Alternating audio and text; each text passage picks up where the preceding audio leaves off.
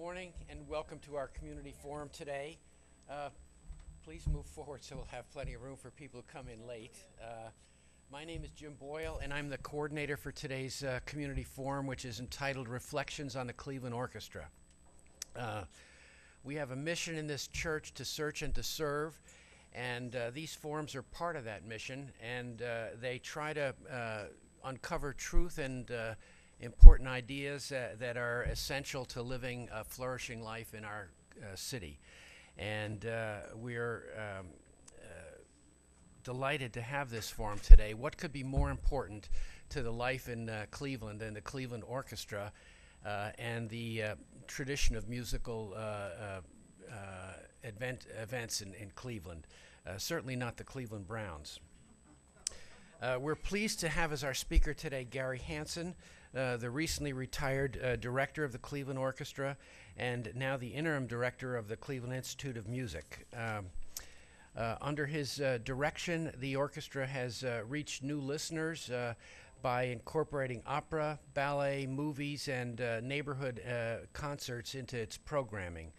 They also have secured long-term residencies in Miami and Europe.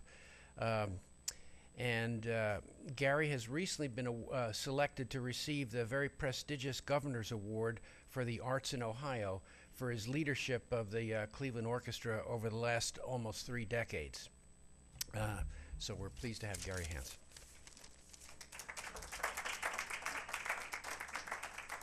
Thank you, Jim. Good morning, everyone. It's a pleasure to be here.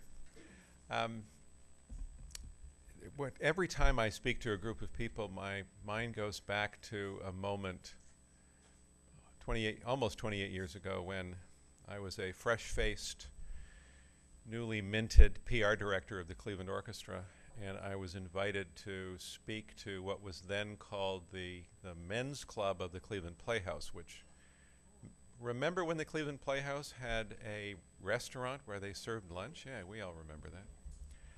And so I had worked for 4 different orchestras at that point, and I knew how to do my job, and I did a lot of research, and I turned up at the Men's Club of the Cleveland Orchestra, and I stood there, and I spoke about the Cleveland Orchestra. I spoke about its past glories, the details of its history. I thought I did a pretty good job. And then came time for questions, and it very quickly became embarrassingly clear that everybody in the room knew a hell of a lot more about the Cleveland Orchestra than I did. And so during my tenure at the orchestra, in scores, maybe even hundreds of talks about the orchestra, I tried to limit myself to present tense and occasionally future tense and skip the past. But as Jim just pointed out, I'm now retired from the Cleveland Orchestra, and so I can only speak in the past tense. But I'll skate a little bit into the future, at least a speculative future, in speaking about the Cleveland Orchestra, its recent growth, the strategy behind that growth, and a few reflections on the future. It's the first time that I've had the chance to talk about the orchestra since my short-lived retirement. Jim noted that I'm now the interim president of the Cleveland Institute of Music. It wasn't really in my plans. What was in my plans, as Barbara will tell you, was to clean the basement and clean the garage. But when a couple of meaningful community leaders turn up in your office and they ask you to take this on, it's pretty hard to say, no, I really do have to clean the garage. So I'm at CIM for about 6 months while the search goes on for a permanent president to succeed Joel Smirnoff, who retired as president after 8 years at the end of the year. So I was retired for 3 days. On the 31st of December, the Cleveland Orchestra turned off my email, which Jim found out when he tried to email me there. And my new CIM email did not go on until the 4th of January, and so on January 1, 2, and 3, for the first time in a couple of decades, I didn't get any emails. That sounds good. Doesn't it sound good?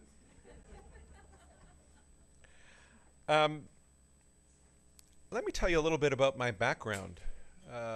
I grew up in Canada and studied music. As a kid, I wanted to play the guitar, and my mother said, sure, you can play the guitar, but first you have to take piano lessons, which I hated. And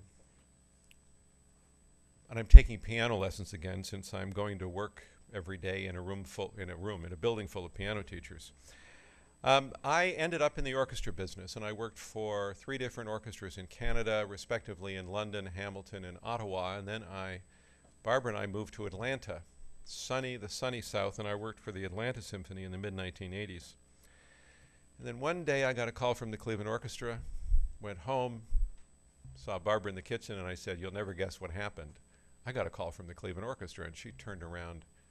I think she stomped her foot and said, we are not moving to Cleveland. So most of the rest is history, and I'm pleased and proud to say that we are staying in Cleveland, even after retiring from the Cleveland Orchestra. I got to the Cleveland Orchestra as the Director of Marketing and Public Relations, and had that role for 7 or 8 years, and then I became the Associate Executive Director, and in that role, I think many of you know I was responsible for the renovation of Severance Hall, and then in 2004, I succeeded my boss, Tom Morris, and became the Executive Director in 2004. So what I want to talk to you about today is many of the things that happened over the course of a little more than a decade that I had the great privilege of serving the institution as executive director. And the title of my talk is Reflections. That's in order to indicate that I'm no longer there. But to talk about strategy, to talk about the growth that came as a result of that strategy, and then talk a little bit about the future. So why did the Cleveland Orchestra need to change at all? It's a great orchestra. It's always been a great orchestra.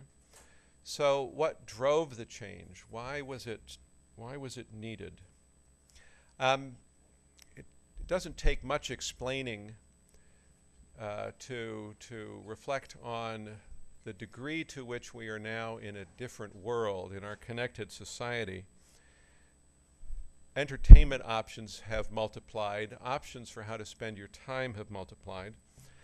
And at the same time, membership rates and subscription rates in everything from newspapers to established institutions like country clubs, mainline churches, theaters, opera companies, they've all gone into decline. I like to say that young people today never give a thought to subscribing to anything except their mobile phone service. So all of that is going on in the world around us, and for us here in Cleveland, on top of the way society is changing, we have long confronted a local economy and a corporate landscape that's been challenged for years and years and years.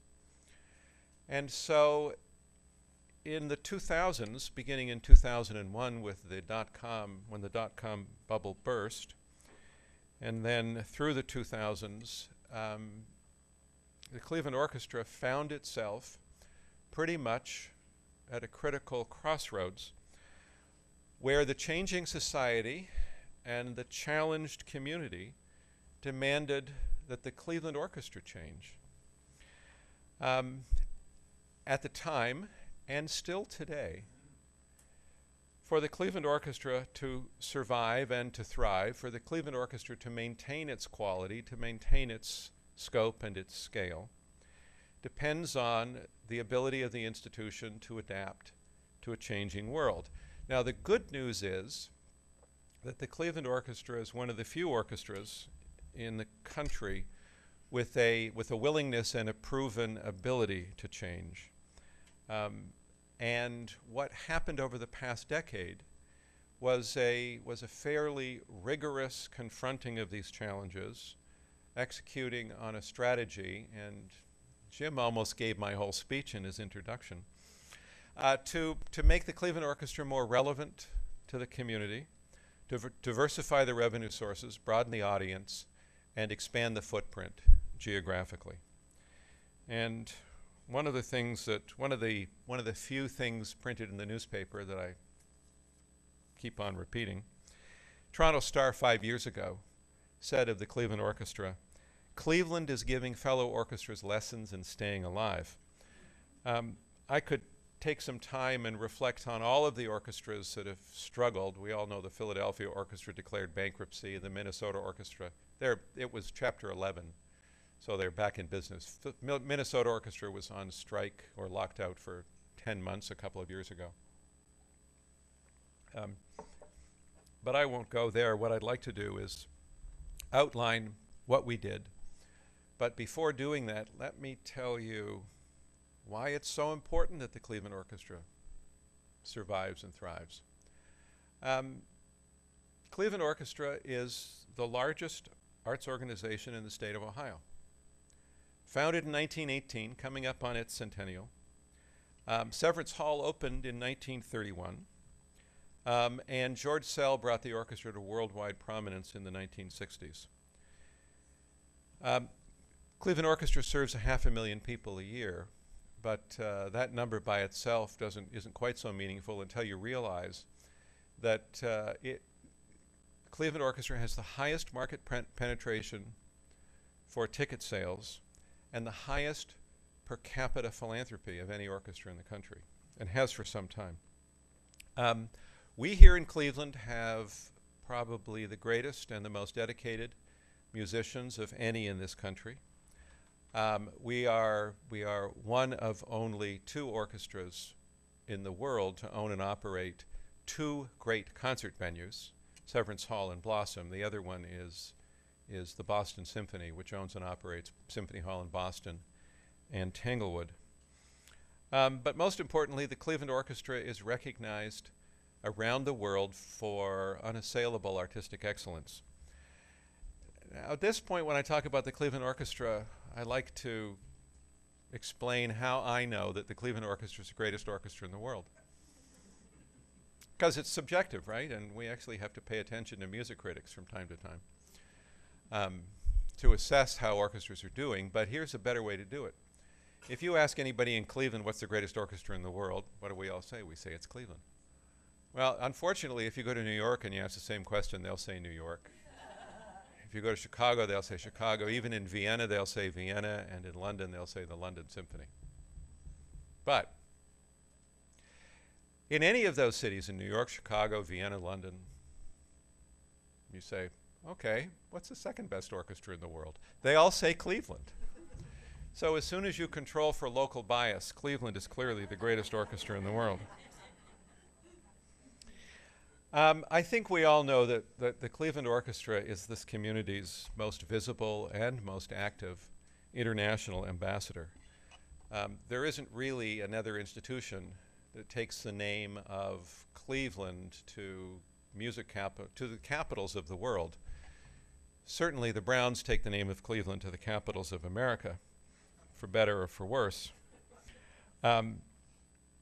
But there's no institution that is more important as an icon of our great city. So it's important that the Cleveland Orchestra survives because it is an extraordinary engine of civic promotion, and it is a justifiable source of civic pride. Emphasis on justifiable, because we actually are proud of our Browns and the Tribe, and increasingly, recently, the Cavs. So, how did we grow, starting with how did we grow outside of the state of Ohio? The orchestra's activities outside of Cleveland were a key part of the growth strategy. Northeast Ohio, Cleveland is the smallest market anywhere in the world to support a world-class orchestra. And for that reason, beginning in 2004, we set a course to use the international fame, that great recognition, as a revenue generator to help subsidize the fixed costs of operating a world-class orchestra in a small city. Outside Ohio, demand for concerts by the Cleveland Orchestra grew and has never been greater. By 2010, I estimated that we had at least 5 invitations, international invitations, to perform for every date that we could possibly put into the schedule. And when demand exceeds supply, value goes up. So the fees for our performances on the road doubled between 2004 and 2014. And in the same period, the number of our concerts outside of Cleveland doubled. And so between 2004 and 2014, revenues for the Cleveland Orchestra on the road went from less than $1 million to over $8 million a year. I think most of you know that the single largest and probably most important activity of the Cleveland Orchestra outside Cleveland is an annual 4-week residency in Miami. It was established in 2007, and in fact, right now the Cleveland Orchestra is in the midst of its 10th Miami season. It's amazing, isn't it? And in fact, there was just a 10th anniversary gala in Miami a few weeks ago. When the Cleveland Orchestra is there, things proceed very much like when the Cleveland Orchestra is in Cleveland. Miamians flock to the subscription concerts. Children fall in love with the orchestra and classical music at family concerts, and the musicians are involved throughout the community with outreach activities and educational activities. When coupled with a very aggressive effort to raise sponsorship in Europe and philanthropy in Miami, increased activity outside Cleveland was one of the single largest drivers of revenue growth over the decade from, say, 2005 to 2015. That's a quick snapshot of how the orchestra changed outside Cleveland.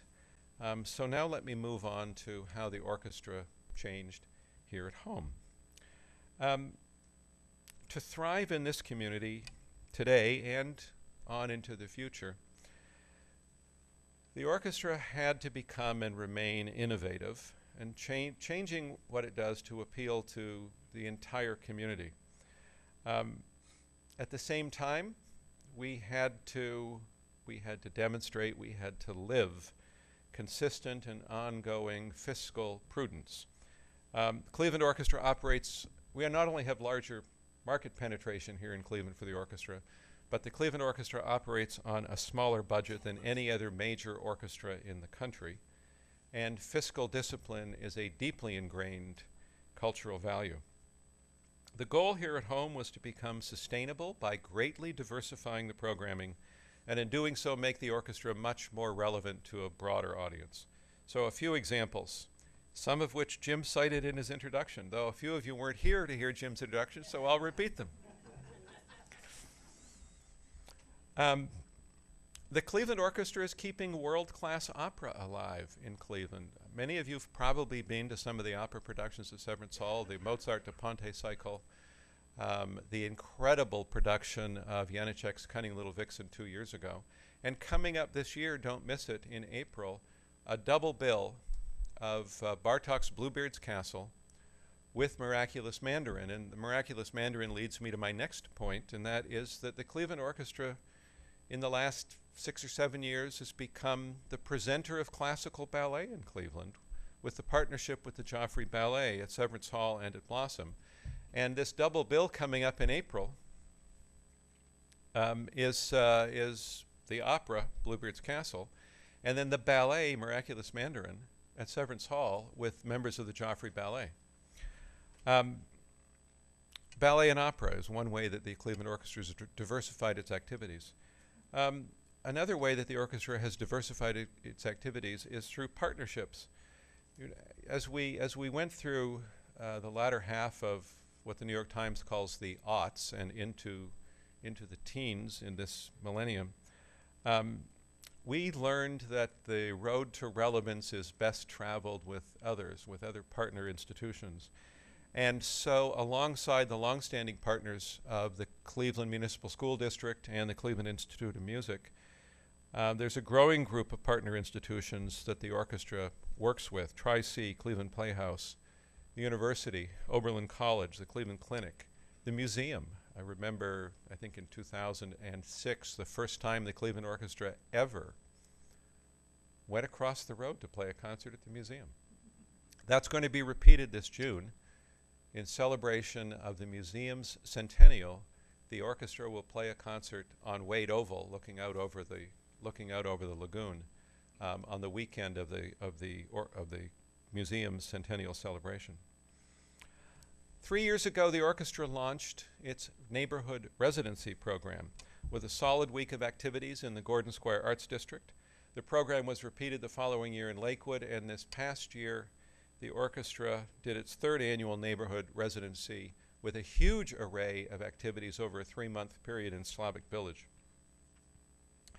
And finally, and I think most importantly, almost 6 years ago now, the orchestra unveiled the Center for Future Audiences with a goal of achieving the youngest audience of any orchestra in the country. And in case you were wondering why it's the country, if you have the youngest audience of any orchestra in America, you automatically have the youngest audience of any orchestra in the world, because orchestra audiences in Europe are even older than American audiences. The initial funding for the Center for Future Audiences came from the Maltz Family Foundation, a $20 million endowment gift. Subsequent funding, $5 million, came from Sandy and Sally Cutler to promote attendance by student audiences. These initiatives represent probably the single most important success story of the orchestra over the past decade. Student attendance at Cleveland Orchestra concerts, it's at an all-time high. It's been at an all-time high each year for the past 5 years, and it's still growing.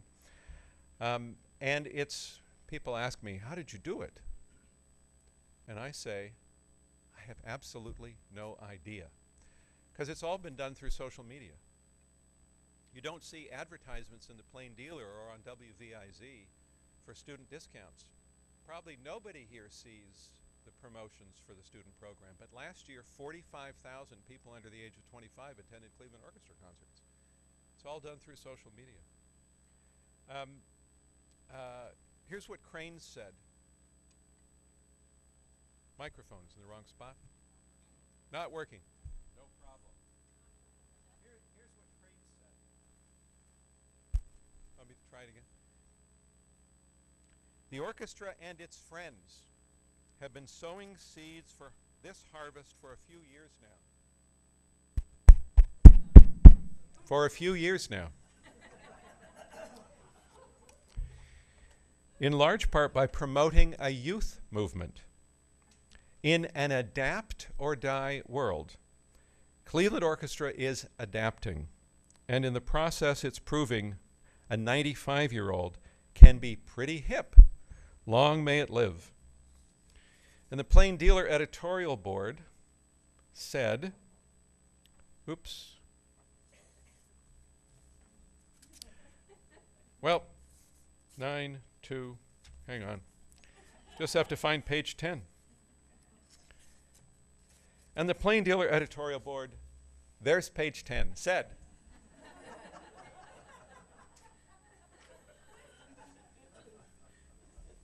nothing like suspense. The Cleveland Orchestra's efforts to woo a younger generation more familiar with rap than Ravel has been a roaring success. That's good news for this exceptional ensemble and for anyone, young or old, who hopes the beloved Cleveland institution will have a long and prosperous future. Which brings me to the future. So what of the future of the Cleveland Orchestra? What of the future of orchestras in general in this country and in Europe? I think there are two major themes that will help chart the course of orchestras into the future. The two themes are greater reliance on philanthropy and programming in a post-genre world. I'll explain that one in a minute, but let me talk about philanthropy first. So, the Cleveland Orchestra last year had 45,000 people under the age of 25 attending concerts. They all paid to go, but they paid very, very little. They paid a lot less than we now pay and you all pay to hear the Cleveland Orchestra. Having a younger audience is vital to the future of this orchestra and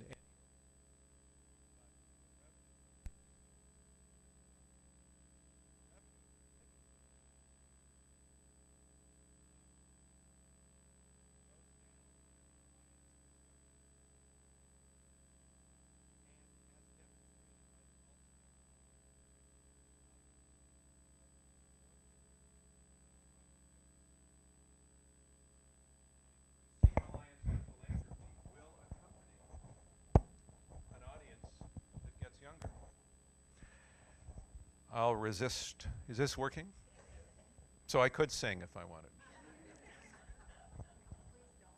Thank you.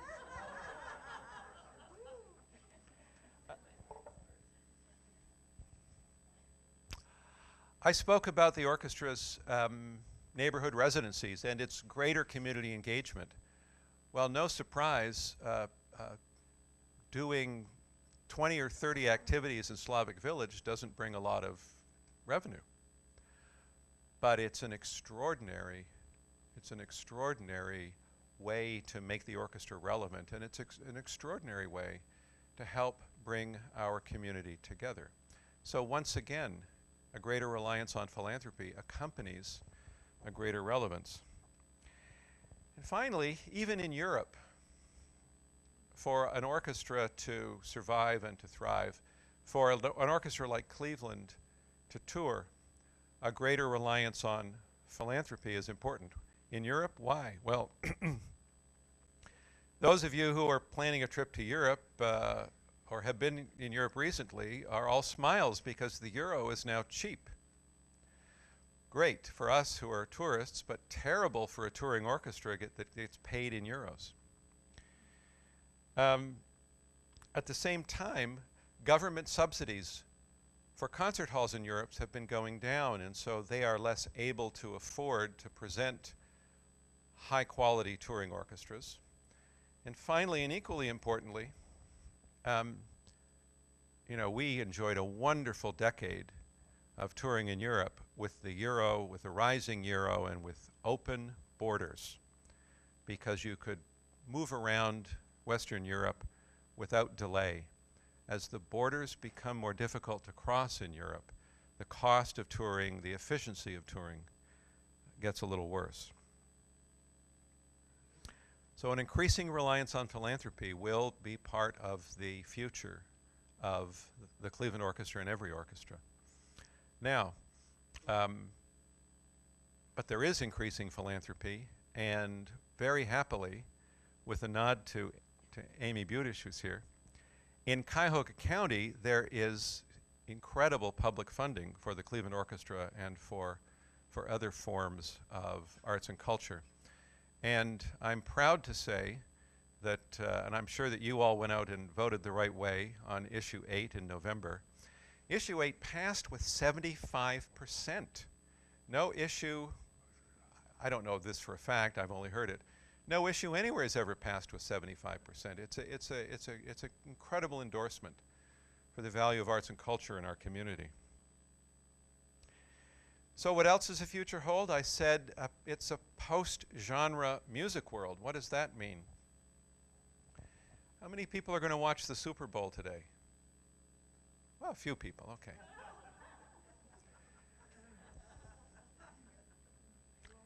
So I don't know whether or not it'll be on the television broadcast, but at the halftime show, there's a rock and roll band performing called Coldplay. Don't ask me. I really don't know the music of the Coldplay, but I do know the music that is produced by the music director of the Los Angeles Philharmonic, Gustavo Dudamel, who will be performing with Coldplay with a group of musicians from the Youth Orchestra of Los Angeles. So what is this? I couldn't tell you what genre Coldplay is other than it's rock and roll with orchestral music. Genres are breaking down in the music world. Many people have spoken about why that might be, and I'll leave that go for the time being. But when Yo-Yo Ma's most active touring activity and recording activity is not playing the Haydn Concerto and the Boccherini Concerto and the Dvorak Concerto, but it's playing world music, genres are breaking down. When the Cleveland Orchestra's activity doesn't just include Beethoven, Bach, and Brahms, when it includes, get this, music written by Charlie Chaplin to accompany his films, or the holiday hit of the season, playing the musical score to Home Alone, which is a great score, by the way. Genres are breaking down.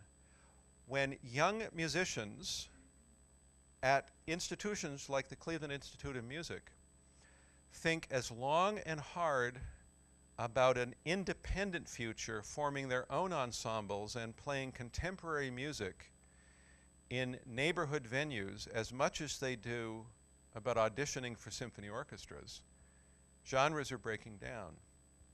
And so the future of our great orchestral institutions will require programmatic adaptation as genres break down. Now, those of us who love Bruckner might have a little difficulty with that, but for an orchestra to remain great, it has to continue to perform Bruckner, Shostakovich, Berio, even Harrison Birtwistle. Those of you who remember the Birtwistle era at the Cleveland Orchestra will know what I'm talking about. I'm going to conclude now with a little personal note,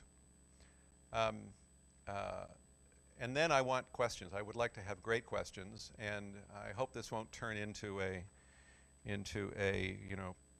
post-Cleveland Orchestra tell-all session. But when I was working at the Cleveland Orchestra, it occupied pretty much all of my life. And as I was getting ready to come here this morning and I didn't put on a time, I was reminded of what Barbara used to say of me. She used to say, "How do you tell if Gary's on vacation from his job at the Cleveland Orchestra? He doesn't wear a tie to work."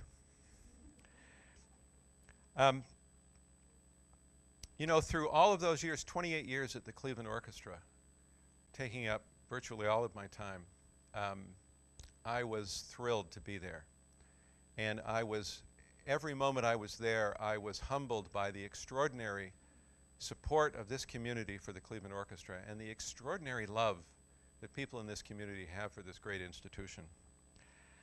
And I was equally humbled by the way that the members of the Cleveland Orchestra do their work. There is no orchestra in the world that can top the Cleveland Orchestra. But now, with my Cleveland Orchestra job fading in the rearview mirror, while Barbara and I can still have the great pleasure of hearing the orchestra, though I decided I wasn't going to go to any orchestra concerts for 3 months after retiring. I'll be back in Severance Hall. We'll be back in Severance Hall after the 1st of April. We'll still be able to go and hear concerts, but we'll also have the great opportunity and privilege of being involved in so many other ways in this community. And it's partly because I've been saying that for a few months that those nice people from CIM came and convinced me to come over there for a few months. So in conclusion, thank you all for being here today. Thank you all for what you do for this community, for this congregation, and for the Cleveland Orchestra. I would love to take your questions. Thank you.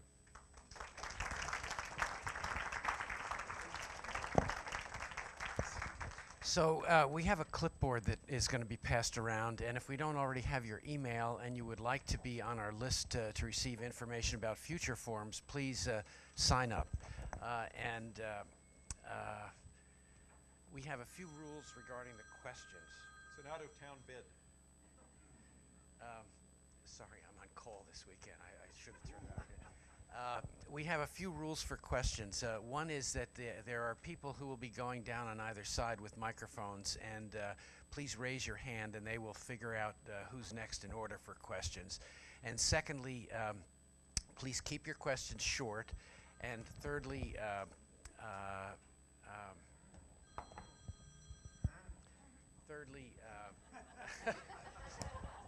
I'm sorry, I apologize.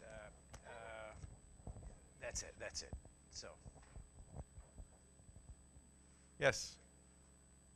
You have to wait for the microphone. You have to wait for the microphone.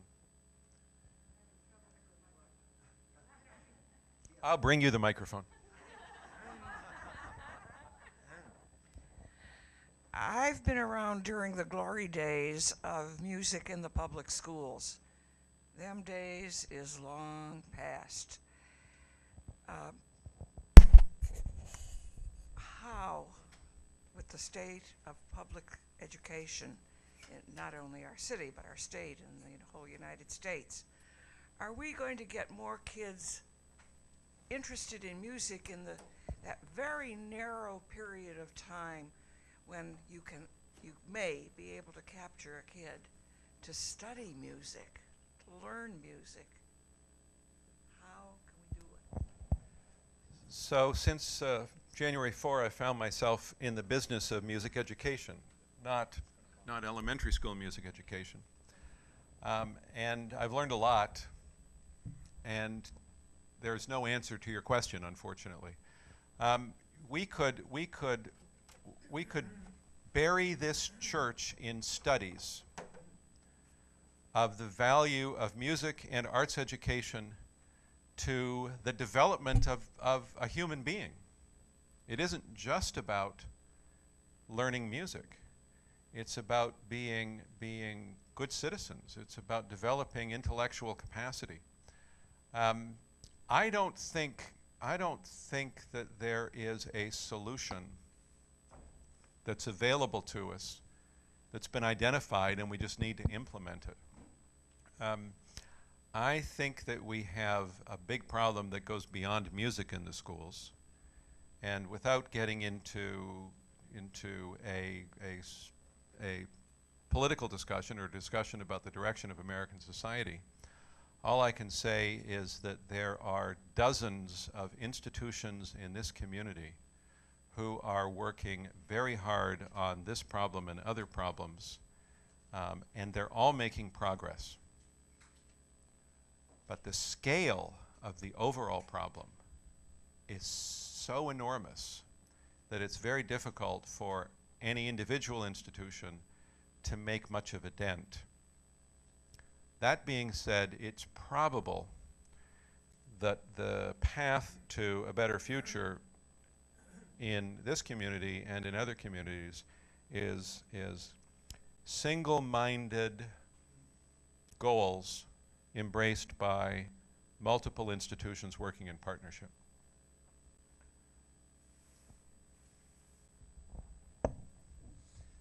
I'm wondering if you could comment a bit on the reaction of the musicians to the change of the genres of music and the travel schedule that they now have to undertake, and playing music that I think they didn't learn in a conservatory and perhaps turn their nose down at, and so forth.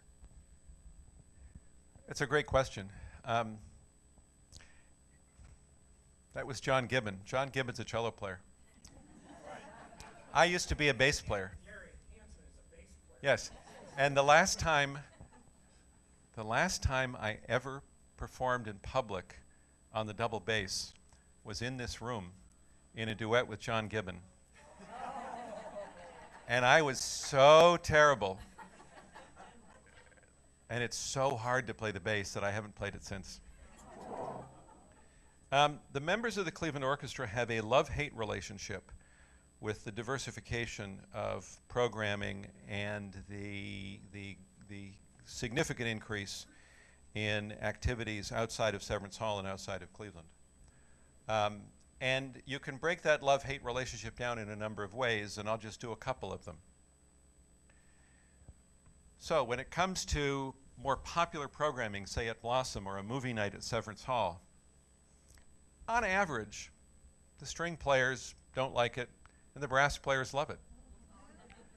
Now that's a bit of an inside comment, because those scores have extraordinary writing for winds and brass. The string writing tends to be not exactly a Bruckner symphony or a Mahler symphony. And those scores tend to be more on the loud side than the soft and intimate side. The question of being on the road is an interesting one for the Cleveland Orchestra and for any orchestra who is increasing their activities outside their hometown. Everybody in the orchestra loves the impact that they make when they knock it out of the park at the Musikverein in Vienna or at the Lincoln Center Festival. And they're even in love with the extraordinary way that the city of Miami has embraced their music making.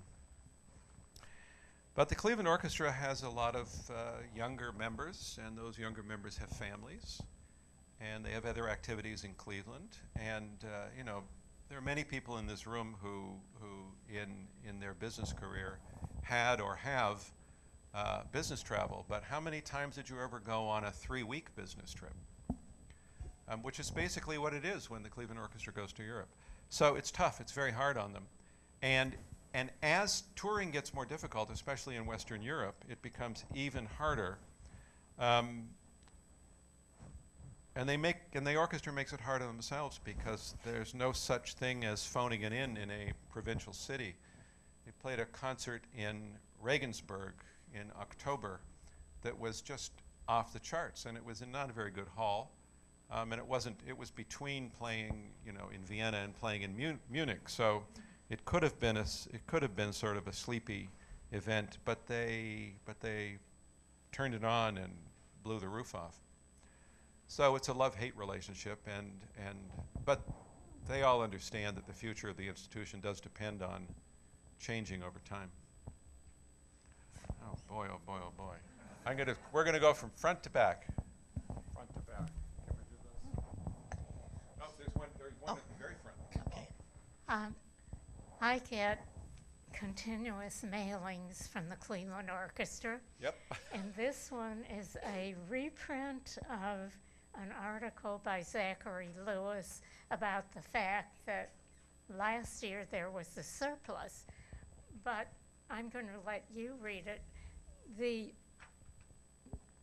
fluctuation from a surplus to a huge minus through the last several years. I wonder if you could explain that.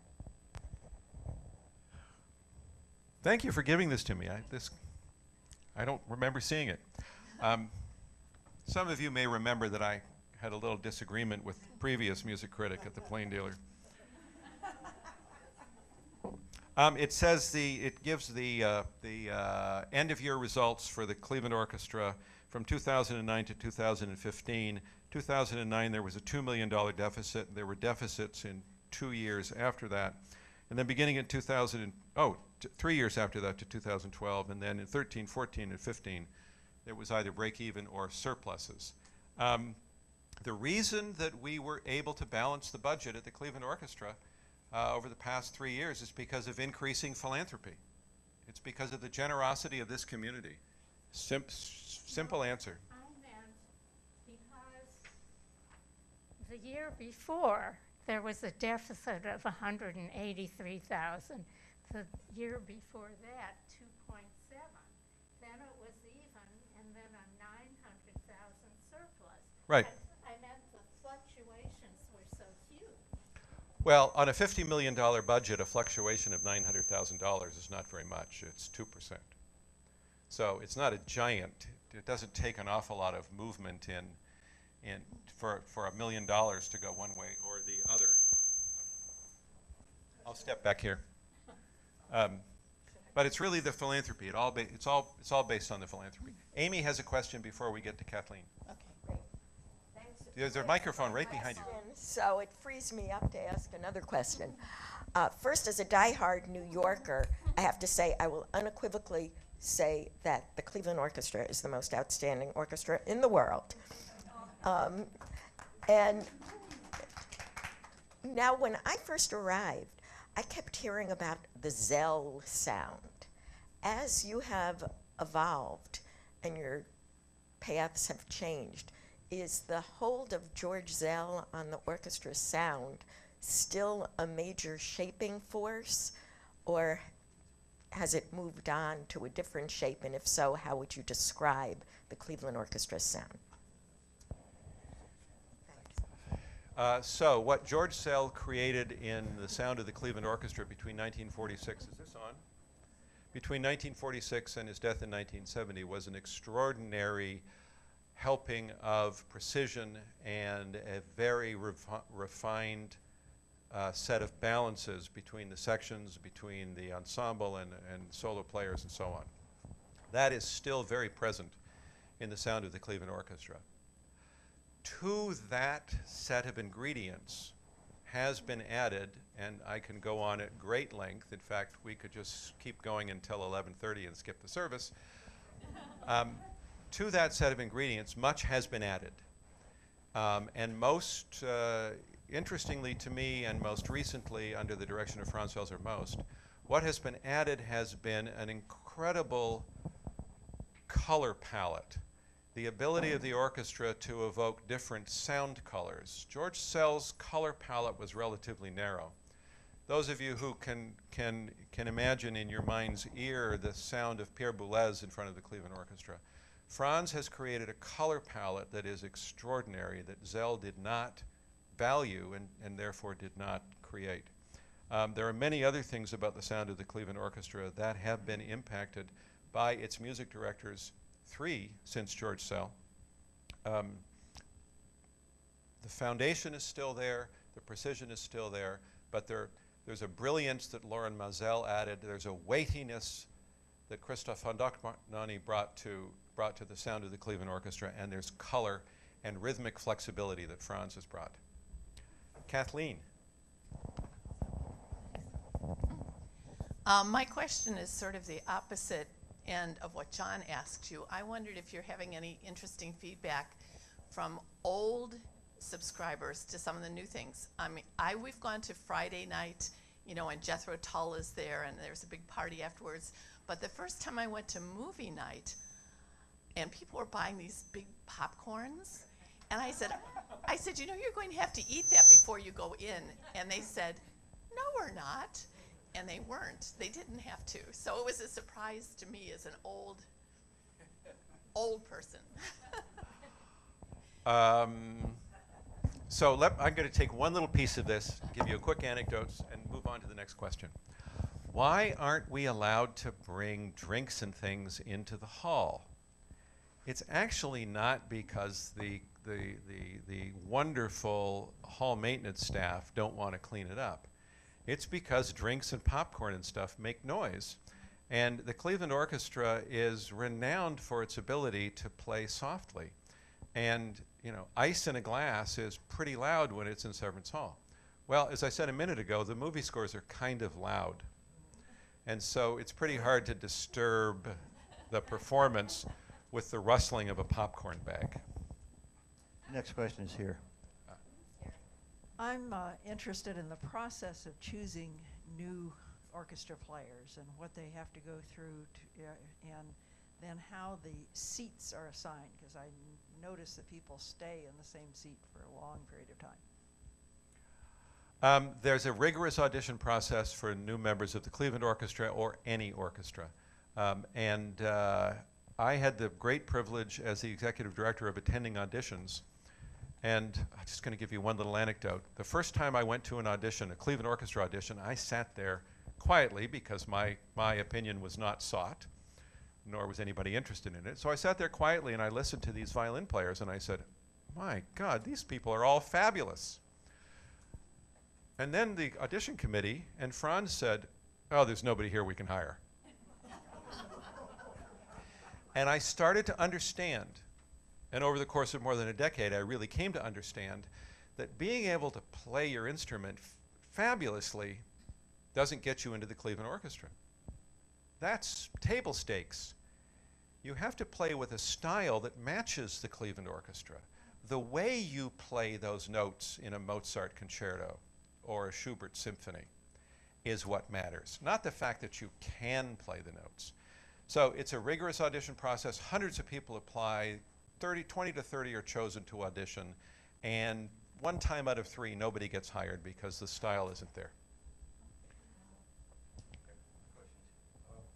Yes, I'm an educator. I have had a membership with the orchestra since I moved to Cleveland in 1962. And the thing that has impressed me recently is the number of students that I have seen going in the last 2 years to listen to the Cleveland Orchestra. Before that, I would huff and puff and wouldn't find a single of my engineering students in there. Now, the additional thing that I have noticed, anybody who was there yesterday, is the enormous number of Chinese students attending there. added to the fact that in engineering, we are operating 85% Chinese graduate students. Now, how do you explain that? The place is taken over by people coming from China. Have you ever thought about going to China and performing there?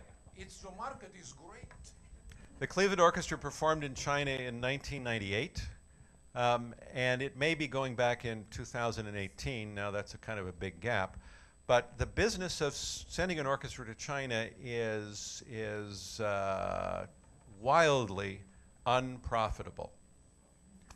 And so, yes, there's demand, but there's not a lot of compensation for doing it. It takes a long time to get there. It's expensive to get there, et cetera, et cetera, et cetera. But the Cleveland Orchestra Youth Orchestra played in China this past June, and to great acclaim. And that worked pretty well because youth orchestras don't get paid anything when they perform on a tour. And so the fact that fees are low in China didn't matter in that case. Fern. Oh, okay. And then Fern's here.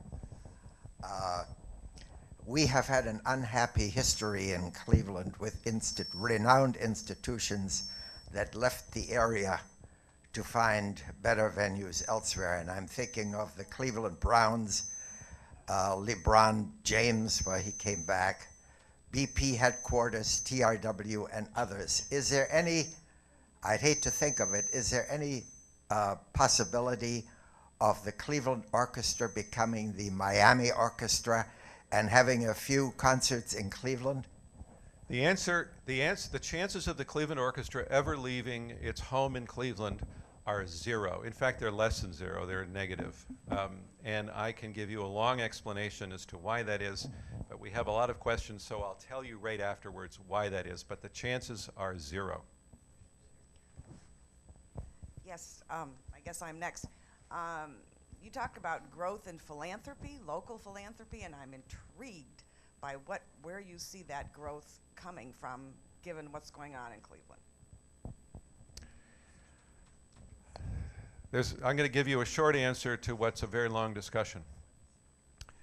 The fact is, first of all, Cleveland is one of the most philanthropic communities in the country. I think we all know that. We can see it in good comparisons where we're in United Way and in an awful lot of other things. Cleveland Foundation, one of the largest and the first community foundation in this country. But the fact is that virtually no one who is really generous with their philanthropy to Cleveland institutions is meaningfully impoverishing themselves with their philanthropy. What does that mean? It means that if motivated, they can give more. And so the question is not, do we have the financial capacity to support our institutions? The question is, do we have the motivation to support our important institutions? I've always said that our institutions are not in competition with each other for philanthropy. They're in competition with each other for leadership. And it's the leadership, especially the volunteer leadership, that helps shape the future of the institution and helps create the motivation for ever greater philanthropy. I wanted to shift over to your position at the Cleveland Institute of Music, your next 6 months, and I know you've only been there for a month, but you've been around for a while. And I say this as a graduate of the joint program with CWRU, and I know that there's lots of talent over there. There's the opportunities for students to study with Cleveland Orchestra members, which is a fabulous opportunity. And then they have the students have all the cultural amenities of Cleveland right there. But you may disagree with me if you like. I know they've just done that building project and they have that beautiful hall. But I would say that where the Cleveland Orchestra is a top-level orchestra, the Cleveland Institute of Music is a second-tier music school. And what would it take for the Cleveland Institute of Music to go a little step higher and become better positioned?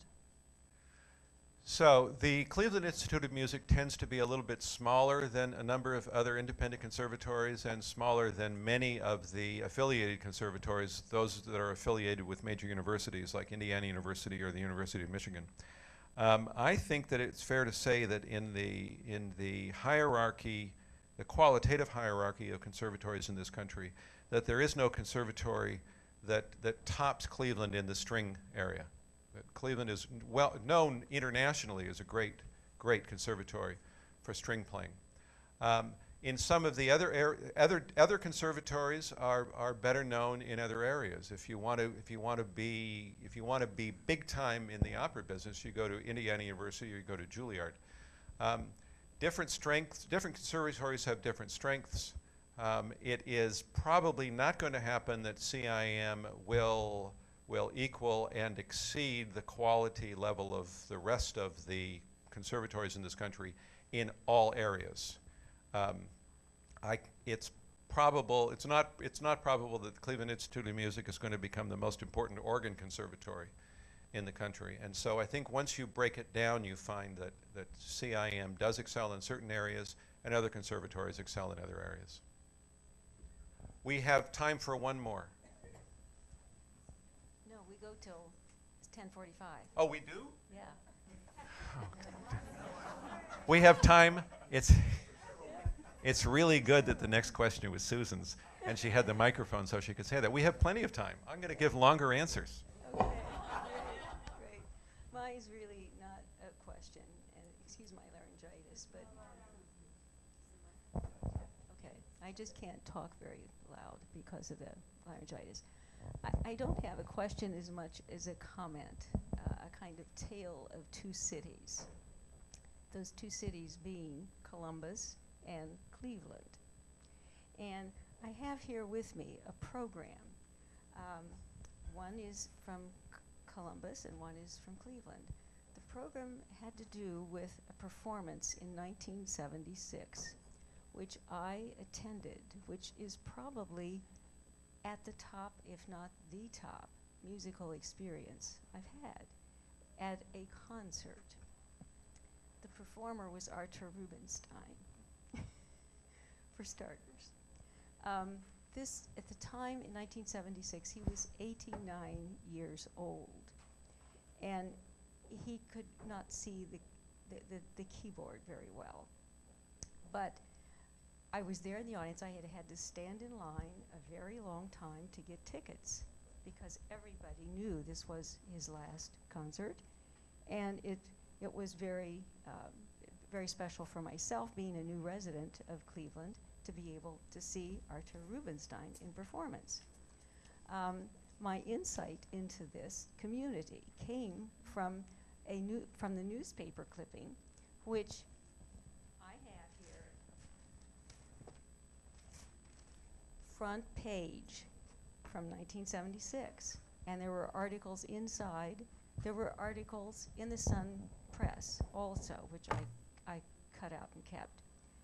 The other part of the story is my parents attended the Columbus concert, and they thought they had season tickets there, and they thought it was a very fine concert. They were very excited, and I want to show you the article that the Columbus Dispatch wrote. It was in section of the Columbus Dispatch. It was in section 2, page 8. And the difference between the two cities, to me, was defined by that, because in Cleveland, the headline was a love affair. When Rubinstein came out on the stage, everyone went wild. They just did before he even played a note. And the fact that it was a love fest, love affair, he dropped notes nobody cared. He played with the same passion that he always had. It was just an absolute moment in performance that I've never experienced since. Not again because of the quality, but because of who he was. This was his 57th concert or whatever it was, 50, I don't know. But he, of course, had been here many times, and the audience loved him. He loved the audience. That's what was so clear. That was that relationship between the artist and the audience that I think makes this community so very, very unique. And I haven't experienced it in other communities.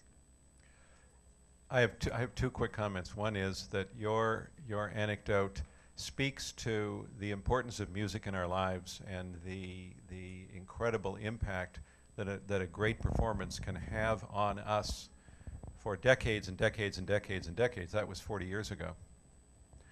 My second comment is that even in the plain dealer today, there's almost never a page 8.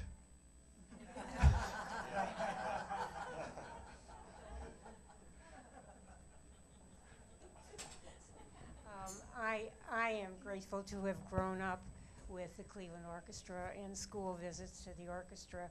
And this year, on NEOTA Day, I walked in there just to kind of check it out and have some reverie. And there was one young man, looked like he must have been senior high age or maybe a little older, sitting in the empty auditorium, in the empty concert hall, just being pensive. And I said, "Are you all right?" He said, "Yes." He said, "I've never been here before. This is he was so moved by the presentation and by the being in that facility and so forth, that I realized once again how fortunate we were to have grown up with the gift of a relationship with the Cleveland Orchestra. Thank you. Since we actually have a little more time, I'm going to answer the question about why isn't the Cleveland Orchestra going to leave town. The sound of the Cleveland Orchestra and Severance Hall are inextricably linked. If the Cleveland Orchestra were to move to another city, it would lose its sound. The Cleveland Orchestra lost its sound, it would lose its value not just in this community but in the other community and in the world. There's no way that you can continue to have the Cleveland Orchestra and not have Severance Hall. Further, Susan's comment and some of the other comments indicate that the extraordinary degree to which this community supports this orchestra. That's why we can have an orchestra of this scope and scale in this community. In Miami, the Cleveland Orchestra plays 10 subscription concerts a year. The city couldn't possibly provide an audience and the philanthropic support needed to play 100 or 120 or 130 concerts a year, which is what the Cleveland Orchestra does here. This is the Cleveland Orchestra's home forever, as long as this community continues to support it. If for some terrible reason the support were to decline, the Cleveland Orchestra wouldn't leave town. It would leave the scene. A comment and a question. Fern and I, some years ago, heard a talk by the principal violinist, I think, of the Vienna Philharmonic, who said that because of blind auditions in 20 years, all the major orchestras would be populated by Chinese women. And do you think that's really true? And the other one is a question about egos. You hear rumors about, you have all these fantastic players and talents, and you hear rumors about one player saying, "I can't stand this other guy," or the conductor is crazy, or something like that. Was that your job to deal with those? Did you sit them down and say, "Okay, kids, let's play good together, play well together"? How did you solve those problems? I love both questions. Because in China, because of the extraordinary size of the population, and as it becomes more international, and some would say more westernized, the presence and the growth of classical music is huge. I doubt very much that the prediction of the concertmaster of the Vienna Philharmonic will come true. Though it's interesting that I think something like more than 20% of the students at CIM are of Chinese origin. Some who are second-generation Chinese, but the Chinese are paying a lot of attention and putting an awful lot of public funding into music education. And you can actually follow the public funding around and see the growth of music and the growth of societies where there is public investment. Finland has produced a huge number of wonderful musicians. The Nordic countries overall, Venezuela through the El Sistema program, and now China. But what I said a minute ago remains true, and that is that just playing the notes is not enough. You have to play the notes with the right style. And that stylistic development comes from more than having a giant population of people performing beautifully on the violin. The second question about egos. So whenever we think about things like, you know, Johnny Manziel or whoever the latest misbehaving rock star is, or who's the guy who was on 2.5 Men who, yeah. What it takes emotionally, what it takes in terms of self-assurance, confidence, what it takes to actually go out there on stage and do what these wonderful performers do is huge. Few of us could do it. And our jobs behind the scenes is to create an environment in which these extraordinary people can go out and exceed our greatest expectations. And so, you're right, there are egos that go into this. And you're right, there are people who sit beside each other in orchestras for years and never speak to each other. But our job is to get them, put them in a position where they can, and when they go out there, they're bearing all. When you see somebody perform, whether they're conducting or performing or frankly, throwing a football, you're seeing exactly who they are. And so when off stage the egos get a little outsized and maybe a little counterproductive, those of us who are successful over time working behind the scenes in the performing arts, in sports, in entertainment, we understand that it comes with the territory.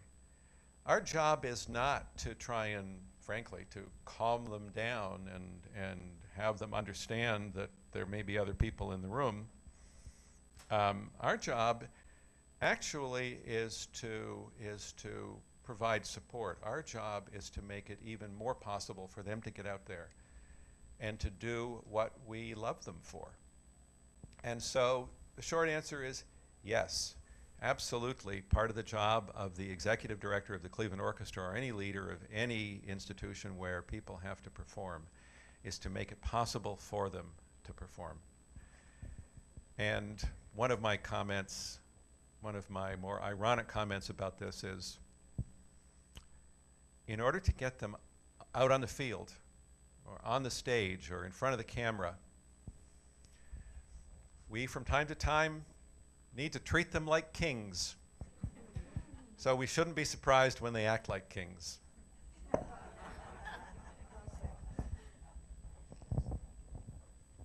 You spoke about the role of philanthropy, which of course requires a lot of philanthropists to add up those numbers.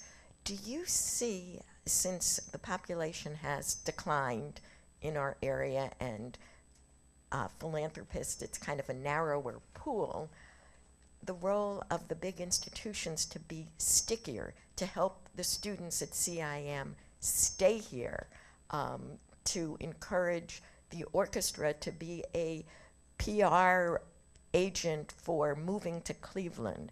Is that something you see as an appropriate role? And if not, who should be helping you with that? Short answer is yes. The larger answer is that we all have a role in that. We all have a role of making sure that we have a great community that will not only retain our young people, but will attract young people. 15 years ago, the great Cleveland thinker who died too soon, Richard Shatton, said, "It's great that we're building a stadium. Great.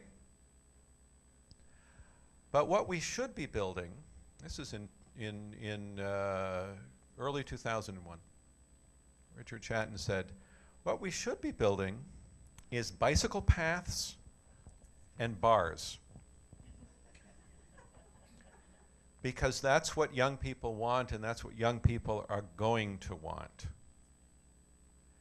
And all you have to do is go into downtown Cleveland today, or increasingly in the city of Cleveland and beyond in the county, and you can see the truth of what he said. Now imagine if in 2001 we'd started building bars and bicycle paths, where we'd be today.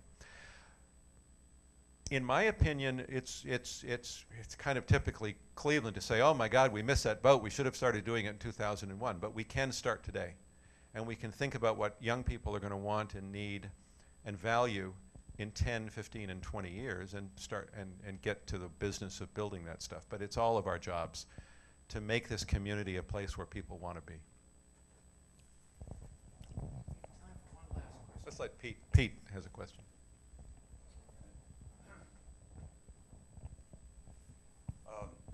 Must have been about 50 years ago that Heidi and I became subscribers, and I thank the Cleveland Orchestra because at the intermission we were served champagne. We of course thought it was because we were new subscribers, but I think it had something to do with the history. Well, ever since then, we have taken as the measure of excellence is the music that we hear at the Cleveland Orchestra. We don't bother even reading the reviews or anything like that. We just know that we get excellence. And as a final, last Thursday, a couple of nights ago, we went and there were the two French compositions and a beautiful contemporary one that it was one of the most splendid evenings we've had. So we're people who don't know music, but we just love what the orchestra has done for us. Thank you. And with that, I couldn't conclude any better than that. Thanks, Pete. So, thank you to Gary Hansen for this wonderful presentation. And for those of you who might be interested in the church service, this is Teacher Appreciation Sunday, and Miss Bethany Ward's sermon today will be on treasure seekers. And next Sunday will be a community breakfast. There'll be no forum. The following Sunday, the 21st of February, there will be a forum on the demise of 9-to-5 work and the rise of the sharing economy with Jenny Hawkins, who's a visiting professor of economics at Case University. And then on February 28th is a forum on Medicaid expansion with John Corlett, President and Executive Director of the Center for Community Solutions and former Ohio Medicaid Director. So thank you all for coming, and thanks again to Gary.